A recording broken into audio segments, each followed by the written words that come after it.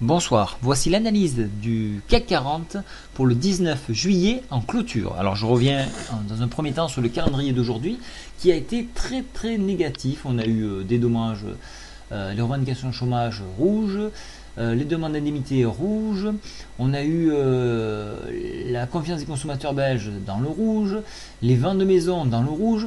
Et ça monte. Alors pourquoi ça monte? Alors tout le monde se pose cette question, bien sûr. Alors ça monte, premièrement, là on a essayé de jouer les 100 milliards donnés à l'Espagne, donc ça a été acté. Donc on applaudit un petit peu, mais on affaiblit notre enveloppe de secours. Enfin disons que si l'Allemagne donne plus, on va peut-être l'attaquer sur ces taux. Donc là on risquerait d'avoir un revers de médaille sur ce niveau là, donc il faut faire très attention. Voilà, donc maintenant je passe au calendrier économique de demain. Voilà, donc alors le calendrier économique de demain, donc alors le PPI allemand, donc 8 heures, ça c'est important, on le saura avant Open, donc ça peut être très important. Après qu'est-ce qu'on aura? Pas grand chose demain. Oui, on peut regarder à 16h30 l'indice écrit là, ça peut être intéressant effectivement. Tout le reste c'est pas vraiment. Si peut-être à 10h30 en Grande-Bretagne les emprunts nets du secteur public. Pas de grosses valeurs. Alors aujourd'hui encore une fois peu de volume, 2,8 milliards, c'est pas, enfin peu de volume, c'est pas exceptionnel. Voilà, on sent qu'on est en période de vacances. D'ailleurs on le voit sur les certificats, il est difficile de rentrer comme de sortir puisqu'on est ballotté dans le spread. Donc très dangereux de prendre des positions et d'attaquer directement les premières lignes. Qu'est-ce qui s'est passé aujourd'hui? Nous avons dépassé la médiane de la fourchette d'Andrews. Nous sommes allés en direction de la résistance qui se trouve à 3269.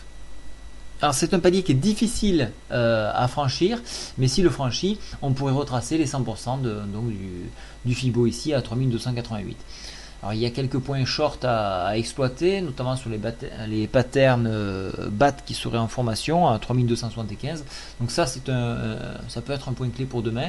Mais attention, le but de la manœuvre actuellement, c'est d'enfermer les petits porteurs dans une hausse. Alors effectivement, oui, il y a un engouement haussier, mais attention, il pourrait y avoir un retournement car rien n'est joué. On prête de l'argent, on a des dettes, mais rien n'est fait. Donc faites attention.